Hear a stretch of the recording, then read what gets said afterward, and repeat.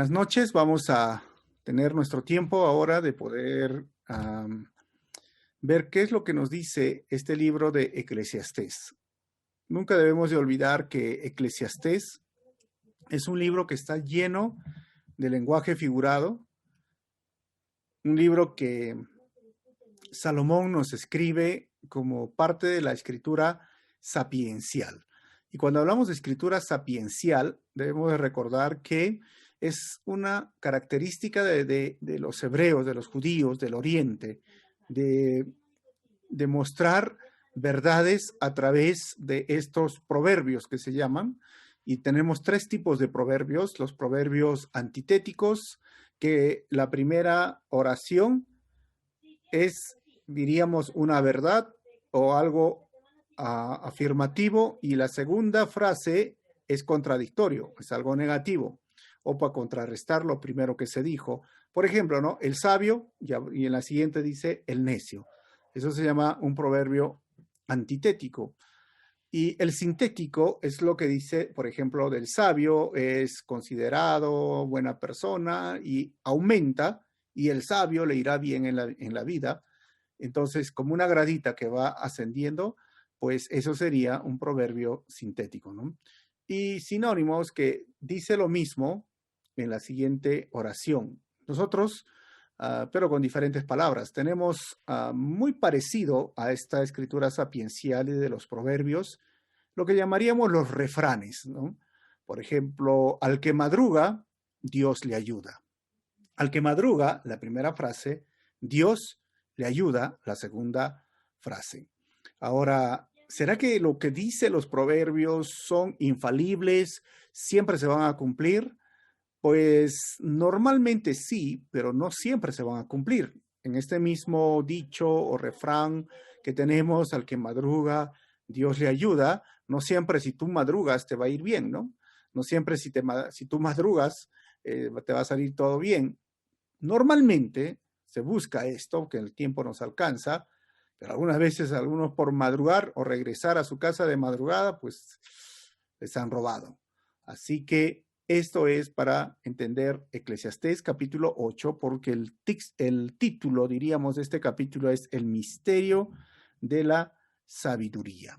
Así que Salomón escribe cuando está viejito, cuando ya sus años han pasado, está lejos de la presencia del Señor. Probablemente ha sido ya como desterrado o quitado, diríamos, de la presencia del Señor, porque su corazón se desvió por las mujeres. Y hemos visto, como manera de introducción, que la palabra Hebel, todo es completamente Hebel, se va a repetir 38 veces en toda esta carta. Y Hebel no traduce solo vanidad de vanidades, sino traduce es absurdo, no tiene sentido.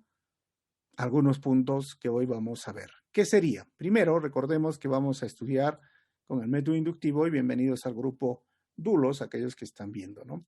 Primero, esta carta está dividida en dos partes. Del 7 al 8 vamos a ver ser sabios en la vida que nos queda.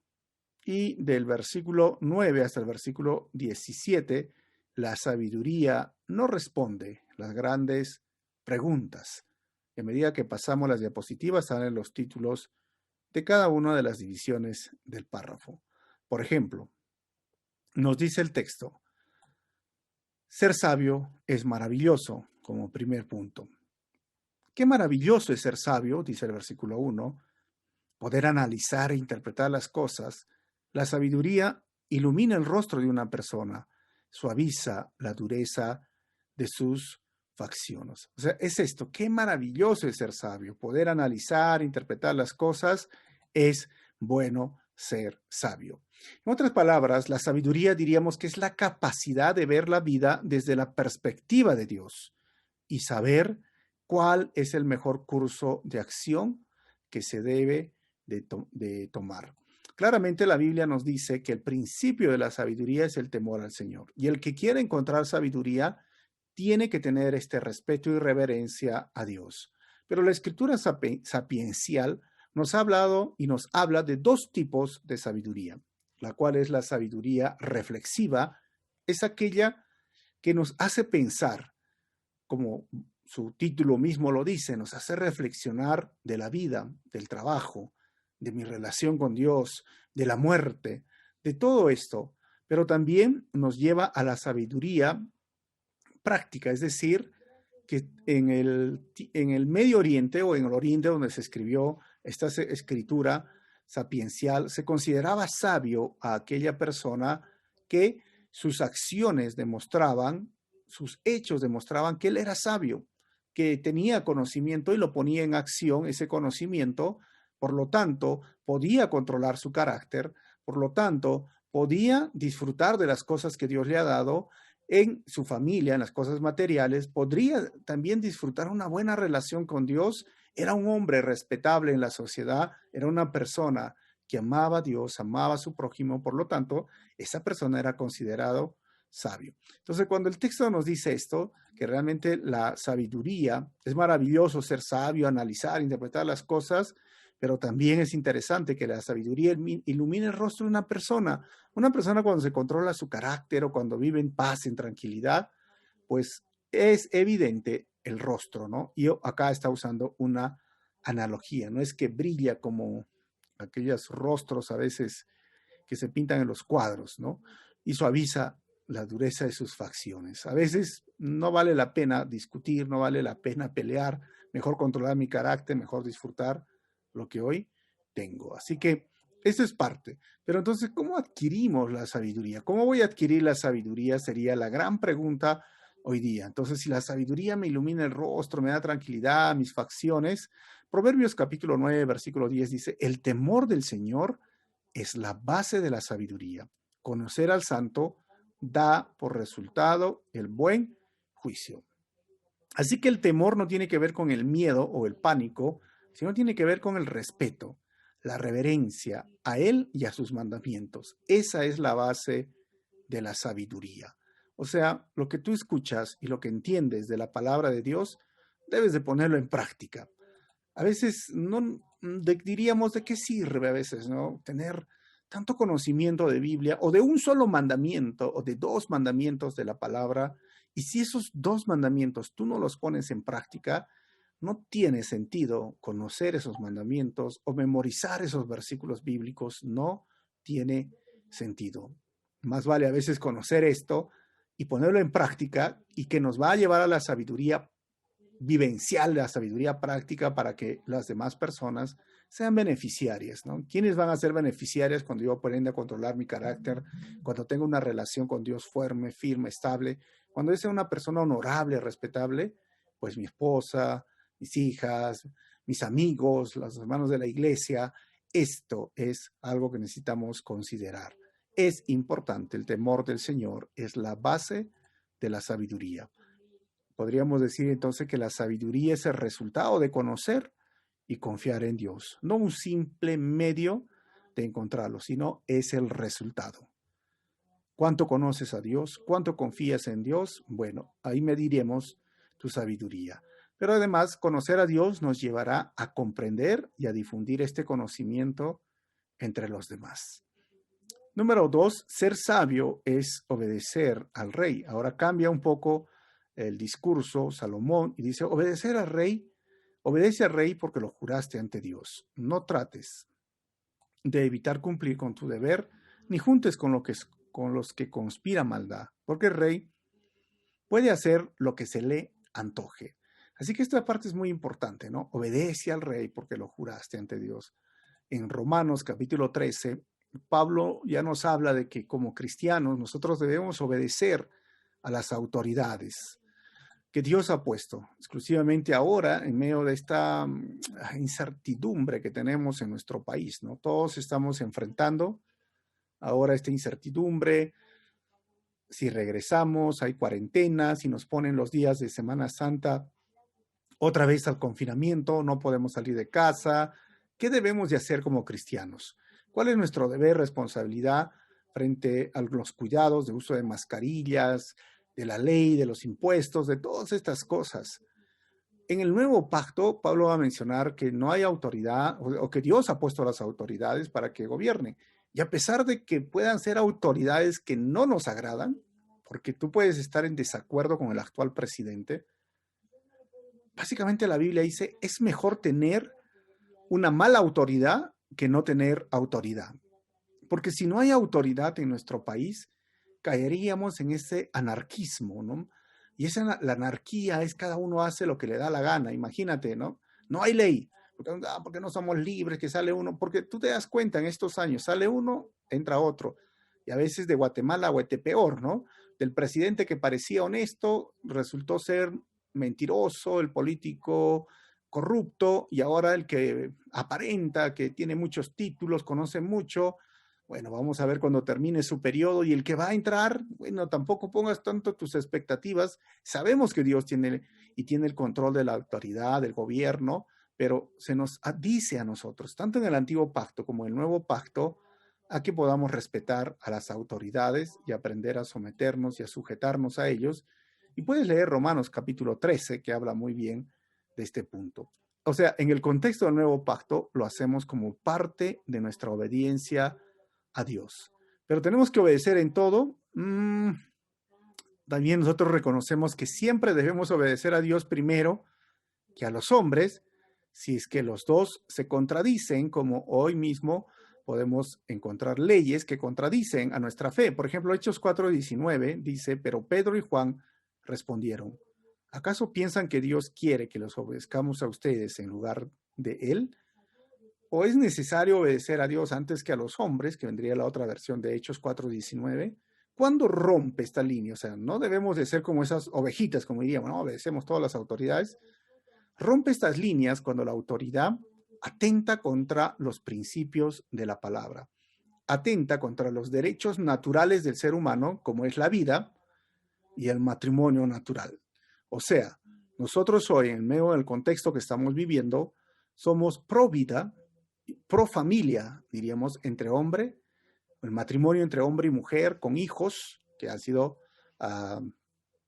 y son cuidados bajo la protección de ambos sexos, hombre y mujer, y no estamos ni no deberíamos estar a favor del aborto o del asesinato intrauterino, del matrimonio de personas del mismo sexo, y si se aprueba de parte del Estado, esperemos que no y oremos que no, no deberíamos y no debemos estar obligados a seguir esa ley porque contradice la Escritura. Entonces alguien dirá, pero eso es rebeldía. No, no es rebeldía. Es un principio fundamental que cuando las autoridades que tenemos rompen los principios naturales o principios bíblicos, el cristiano no está obligado a obedecer a esa autoridad. Entonces, ahí sí tenemos que recordar lo que nos dice Hechos y lo que nos dice Romanos claramente respecto a este punto. Pero el libro de Eclesiastés nos dice, bueno, hagan caso, pero es que ese es el contexto en que vivía, en imperios, en monarcas, en reyes, pues tienen que hacerlo caso. En ese contexto ellos obedecían sí o sí. Y el versículo 4 dice, sus órdenes tienen el respaldo de su gran poder. Nadie puede oponerse ni cuestionarlas. Es diferente nuestro contexto democrático. 5. Quienes lo obedezcan no serán castigados. Los sabios encontrarán el momento y la forma de hacer lo correcto. Y aquí sí habla de las autoridades, las leyes, las normas. Pablo dice que Dios ha puesto las autoridades para que traigan también en su mano la espada para producir justicia cuando uno hace lo malo. Realmente la ley debería de protegernos y debe cumplir ese rol. La ley está para protegernos y no solo para castigarnos. Pero parece a veces que por la corrupción y tantas cosas que encontramos en nuestro país, usan las leyes para castigarnos. Eso es triste, pero bueno, que el Señor nos ayude en su gracia y misericordia a cumplir esto. 6, pues hay un tiempo y modo para cada cosa, incluso cuando uno está en apuros. Creo que el capítulo 2 y 3 nos ha hablado de que todo tiene su tiempo. Tercero, del 7 al 8, ser sabio en sus últimos días de vida. Además, dice el texto, ¿cómo puede uno evitar lo que no sabe que está por suceder? ¿De qué estás hablando? Le decimos a Salomón. Pues está hablando de la muerte. 8. Nadie puede retener su espíritu y evitar que se marche. Nadie tiene el poder de impedir el día de su muerte. No hay forma de escapar de esa cita obligatoria, esa batalla oscura. Y al enfrentarse con la muerte, la maldad no rescatará al malvado. Esto es algo muy interesante, ¿no? Porque muchas veces nosotros decimos, esto llegó el día de mi muerte o la cita que no se puede evitar. Todos un día vamos a morir. Todos un día vamos a partir de este mundo. Hoy, lamentablemente, están partiendo unos más temprano que otros, pero aún cuando sea uno más temprano que otro, es que Dios ya puso el día de su cita. Y como hemos hablado en el estudio anterior, la muerte para el Hijo de Dios no es desesperanza, es victoria y es el paso para su glorificación. En cambio, para una persona que no es cristiana, sí es tristeza y sí muere en desesperanza, pero debería hacernos reflexionar de la vida y la muerte. Todos vamos a partir de este mundo. Es inevitable. Hay personas que se aferran y obviamente los familiares se aferran a la vida, o sea, ustedes no saben lo que muchas personas hoy están haciendo. He visto noticias de personas que se han endeudado, hasta han vendido sus autos, han vendido casas, porque los balones de oxígeno son carísimos y han querido tenerlos y retenerlos, pero realmente no han podido. Y hay personas que no han hecho nada y están con vida, porque es al final Dios quien tiene el control. Nadie tiene el poder de impedir el día de su muerte. Es Dios quien tiene el control de todo esto. No hay forma de escapar de esa cita obligatoria. Todos vamos a llegar un día a estar en un cajón, ¿no? Yo le digo a mi esposa a veces, no quiero estar en cajón, yo quiero ser cremado, pero no lo sabemos, no lo voy a ver, no sabré. Todos vamos a estar un día en el cementerio. ¿Y qué nos dice después? La sabiduría no responde las grandes preguntas. Del 9 al 13 dice, ¿por qué los malvados son elogiados en su muerte? He reflexionado mucho acerca de todo lo que ocurre bajo el sol, donde las personas tienen poder para herirse unos a otros, y eso lo vemos a diario. 10. He visto que hay malvados que reciben honores en su entierro. Sin embargo, eran los mismos que frecuentaban el templo, y hoy se les alaba en la misma ciudad donde cometieron sus delitos. Eso tampoco tiene sentido. ¿Qué les parece eso? O sea, es como que, Salomón, ¿qué es lo que se debería de esperar la justicia hasta el día final de sus vidas, ¿no? Y yo siempre me pregunto, no sé, y me gustaría preguntarte, ¿cómo quieres que estén las personas en tu velorio? He ido a muchos velorios, he ido a muchos entierros, y veo muchos rostros o muchas reacciones frente a todo esto. Hay personas que lloran, extrañan, pero están en paz, están tranquilos. Hay personas que lloran en desesperanza. O hay personas, a veces las personas lloran porque dicen, ¿y ahora dónde se irá? Ya partió de este mundo, pero no sabemos si su alma se va al cielo o se va al infierno. No lo sabemos, ¿no? Hay personas que dicen, cumplió su propósito en la vida. Y hay personas que dicen, este fue un malvado, qué bueno que se fue. Se alegran, ¿no? Y algunos ni siquiera quieren ir el día de su muerte. ¿Cómo quieres tú que te recuerden? ¿Cómo quieres que sea el día de tu velorio, de tu entierro? ¿Cómo te gustaría? ¿No te has puesto a pensar? Yo tengo un ejercicio, ¿no? ¿Alguna vez has dibujado tu lápida? ¿Cómo te gustaría que vaya tu lápida, tu epitafio, ¿no? Algunos va a decir, acá sigue descansando tal Pepito, ¿no? ¿Por qué? Porque toda su vida ha descansado, ¿no? Mejor muerto que vivo, espero, no sé cómo sería, pero lo que está diciendo aquí Salomón, que a los malvados, aún a los malvados, se los considera, bueno, es curioso porque también eso he visto, ¿no? Todos en el funeral o en el velorio, aunque haya sido malvado, es bueno. Oh, él ha sido bueno, esta persona, lo vamos a extrañar, ¿no? Y a veces, no sé, él no sabe lo que habla, no lo conoce, ¿no? Siempre me acuerdo de esa historia de un pastor joven que llegó a la ciudad y se dio cuenta que en este pastor, en esa iglesia, habían dos hombres que decían que eran cristianos, pero no eran cristianos. Y era una iglesia que tenía este gobierno democrático donde ellos contrataban a los pastores y entonces tenían mucho dinero y eran parte de la junta directiva, ¿no? Entonces no te puedes meter con la junta directiva. Y entonces poco a poco se dio cuenta que estos manejaban la iglesia, los dos manejaban todo, ¿no? Hasta el pastor se le acercaron bien, le dieron su ofrenda y al final son terribles.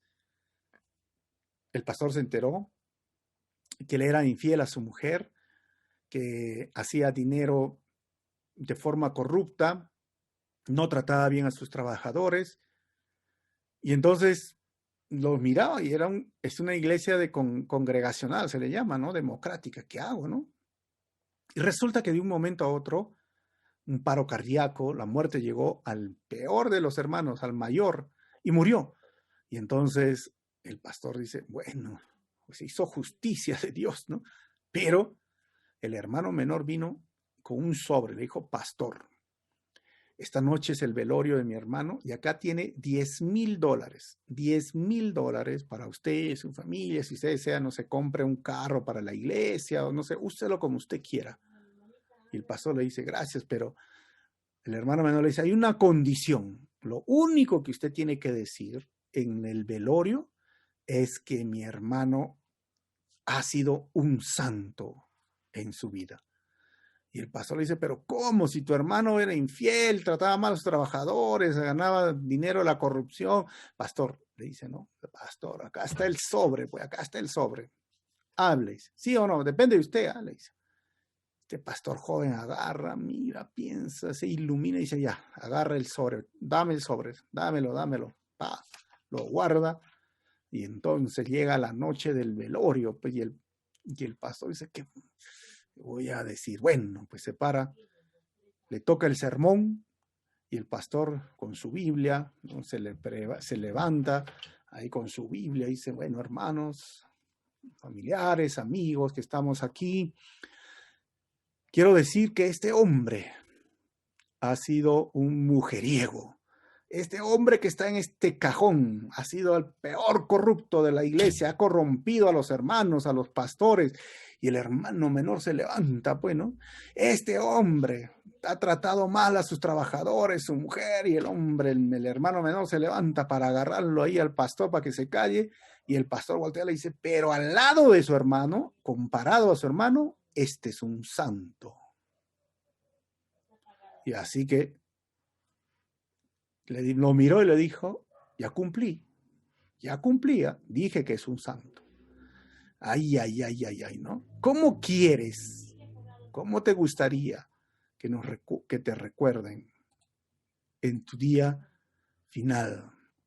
Se alaban a sí mismos, mire, el día del velorio o el entierro, todos son buenos. Me hace recordar cuando estudiaba este hombre muy conocido en Colombia, en la época de los 80, y nosotros escuchamos Escobar, por ejemplo, que hay muchos ejemplos en el mundo, pero usemos este ejemplo. Dice que más de 5,000 muertos, muchos jóvenes fueron corrompidos por los productos de la droga que él vendía, el crimen, la delincuencia, el sicariato, pero el día de su muerte era increíble, la gente lloraba por él, lo extrañaba, hacía flores, y así hay muchos. A esto se está refiriendo Salomón. ¿Cómo es que la gente olvida tan rápido? 11. Cuando no se castiga enseguida un delito, la gente siente que no hay peligro en cometer maldades.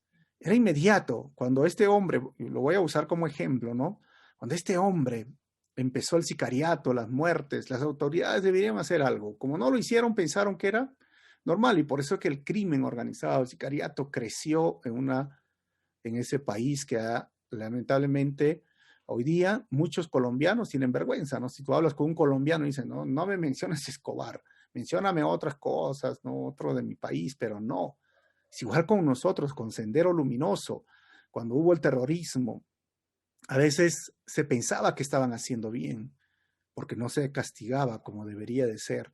Y hoy, ¿qué decir de tantos pecados, de tantos problemas sociales, como por ejemplo los abusadores, ¿no? A veces piensan, dicen, no, no hay problema, no va a pasar nada. Y si Dios no nos castiga, debemos entender de forma inmediata cuando pecamos, no debemos suponer que no le importa o que el pecado no tiene consecuencias. Ahora nosotros como hijos de Dios y muchas personas Deben de entender esto. Sí, va a haber un castigo. Sí, el pecado trae consecuencias, pero muchas veces es lento las consecuencias, porque por ahí algunas personas dicen, no, pero el pastor dijo que si yo pecaba me iba a castigar Dios y no sigo pecando, me sigo emborrachando, sigo mujeriego, sigo igual, corrupto, inmoral y bla, bla, bla, y no pasa nada. Y a veces confundimos la misericordia, la paciencia de Dios, porque Él quiere que te arrepientas. Cada día que pasa así borrachito, así como estás, dices, ¿sabes qué? Arrepiéntete. Oye, no seas así con tu mujer, te estoy dando un día porque te arrepientas, porque van a venir las consecuencias y te va a doler. Pero el pecador piensa, pero no pasa nada, no pasa nada. Es esto lo que está diciendo Salomón. No debemos suponer que no le importa o que el pecado no tiene consecuencias. Eclesiastés más adelante, en el capítulo 11, versículo 9, va a decir, gente joven, la juventud es hermosa, disfruten de cada momento de ella, hagan todo lo que quieran hacer, no se pierdan nada. Amén, dirán. Pero recuerden, dice Salomón, recuerden que tendrán que rendirle cuentas a Dios de cada cosa que hagan. Entonces recordemos esto. Así que resulta mucho más fácil pecar cuando no sentimos las consecuencias de inmediato. Pero no significa que no van a venir las consecuencias. Sí van a venir y van a doler. Es como aquel niño que tú tienes, ¿no? No sé si alguna vez tus hijos han hecho esto que estoy mostrando en la imagen. Te han manchado una pared y has tenido que hacer dos cosas. O has agarrado y dicho, bueno, hijita, o te has reído o te has dicho, no lo hagas, ¿no? Y a veces es justo cómo corregimos a nuestros hijos. A veces hay hijos que son incorregibles porque toda su niñez, su infancia no los han corregido. Y ahora de adolescentes o de jóvenes, pues ¿qué van a hacer? ¿Y ellos, por qué son incorregibles? Porque ellos piensan que estaban haciendo bien. Porque en ese momento, como no se corregía, ellos pensaban que la conducta que tenían, bueno, estaba bien. Cuando llegan a ser jóvenes, muchos son ya desobedientes a las leyes, desobedientes a la autoridad, no hay normas en su vida, no tienen principios. Y decimos, ¿cómo comenzó? Pues comenzó en la infancia, comenzó cuando no se corrigió. ¿Igual es con Dios? Sí, Dios nos dice y nos advierte, nos habla en su gracia y misericordia para ser corregidos, pero llegará el día que muchas veces sufrirán las consecuencias de sus pecados. Por eso recuerden lo que dice Eclesiastés 11:9. Gente joven, la juventud es hermosa, disfruten de cada momento de ella, hagan todo lo que quieran hacer, pero no se pierdan de nada. Pero recuerden que tendrán que rendirle cuentas a Dios de cada cosa que hagan. Las consecuencias van a ser desastrosas, ¿no? Como aquella persona que llega a la iglesia y se arrepiente de su alcoholismo, pero luego tiene problemas con el hígado y lo tienen que operar o va a morir. Podría decir, Señor, ya cambié de vida, sáname del hígado, pero son las consecuencias. O aquel fumador empedernido que llega ahora al cristianismo y al final sus pulmones están mal. Y dicen, Señor, sáname. Esas son las consecuencias de tu desobediencia, de tu pecado. Y así podríamos enumerar muchos. Las consecuencias van a llegar. Así que tengamos presente esto. 12. Sin embargo, dice, aunque no una persona peque 100 veces y siga gozando de muchos años de vida, yo sé que les irá mejor a los que temen a Dios. O sea, Salomón nos pone y nos dice, sí, puede haber muchas personas que pequen y pequen y pequen, pero si tú temes a Dios, te va a ir mejor. ¿Pero en qué sentido? Dirán algunos. Miren, 13. Los malvados no prosperarán, porque no temen a Dios. Sus días nunca se prolongarán como lo hacen las sombras del anochecer. Y algunos dirán, pero eso no es verdad. Bueno, como les he mostrado un caso, Escobar no llegó a una edad anciana. Presidentes, ¿se acuerdan de Venezuela o el de Cuba? Terminaron su vida pronto. O a un Hitler, que podríamos decir, cruel, malvado, no terminó sus días. Realmente el malvado termina muriendo en su propia maldad o cosechando aquello que sembró en su maldad. no van a prosperar porque no temen a Dios. He visto muchas personas de esta forma. 14 y 15. ¿Por qué a los malvados les va bien entonces y a los buenos les va mal? Son preguntas que, como les dije, ¿no? 14.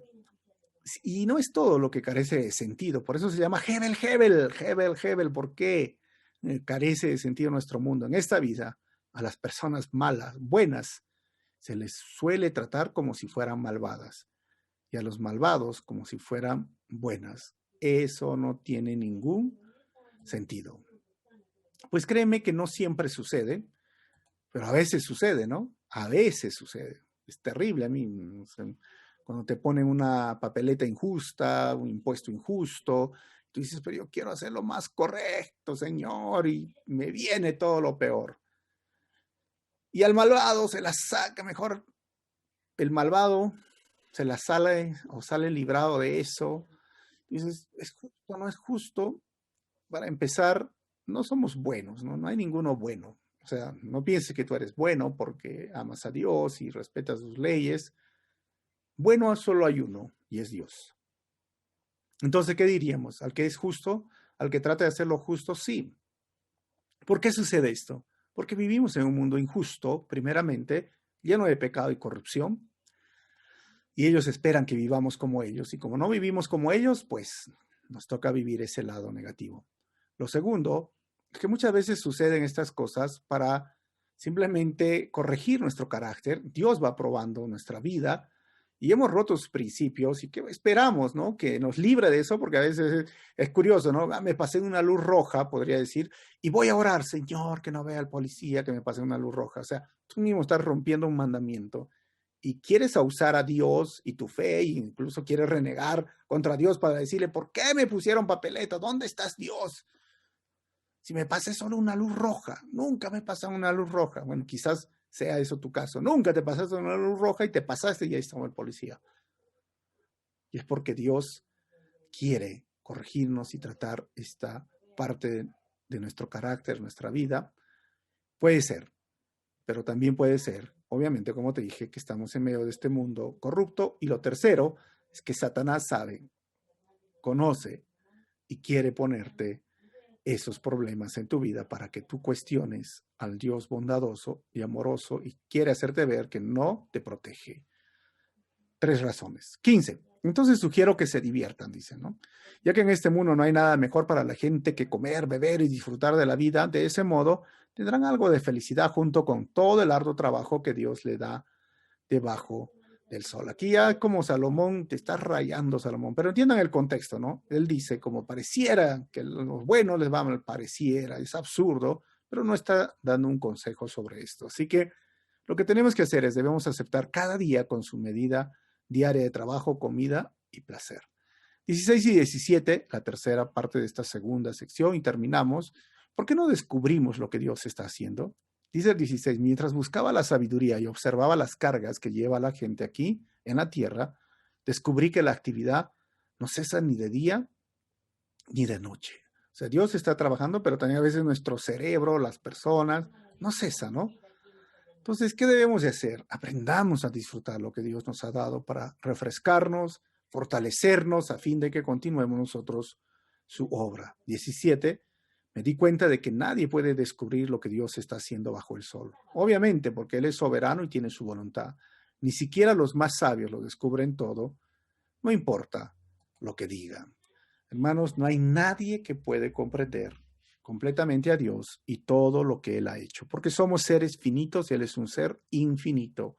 En la vida siempre habrá muchas más preguntas que respuestas, pero debemos de confiar en que Dios tiene las respuestas y en su debido tiempo nos las dará o cuando estemos en el cielo, ¿no? O sea, tienes que entender, Dios tiene el control, Dios está en su trono, Dios conoce tu futuro, pero Dios te ama. Así que no te preocupes de esas preguntas que son, a veces dices, pero si me responden esta pregunta voy a estar bien con mi fe. Y a veces son preguntas que me dicen, pastor, ¿Adán tenía ombligo? No te hagas esas preguntas, pero Adán tenía ombligo, ¿no? Y Satanás se puede salvar si le predico, tampoco hagas esas preguntas, ¿no? y hay vida en otro planeta, y existen, a veces tenemos preguntas así, y obviamente sí hay respuestas, pero que esas dudas o preguntas que tienes no te hagan dudar de la bondad, del control que tiene Dios sobre la humanidad y sobre su soberanía, sobre su voluntad, sobre su poder. Por eso decimos muchas veces en Calvary, ¿no? Cuando no entiendes por qué suceden las cosas, recurre a lo que entiendes. Entiendo que Dios me ama, entiendo que Dios me ha salvado, entiendo que Dios me ha creado, entiendo que Dios me ha elegido en la salvación porque elegí a Él y elegí ser salvo en base a mi respuesta de la salvación. Y ahora Él tiene un propósito para mi vida, ahora Él quiere hacerme a mí un instrumento en sus manos. Él me ama, Él tiene misericordia, Él tiene su gracia conmigo. Y aunque a veces peco y fallo, su gracia me sostiene, su misericordia me libra del castigo que merezco y en sus brazos realmente me siento amado. Entonces, debo de estar pensando más en estas cosas que en las otras preguntas. Terminamos, hermanos.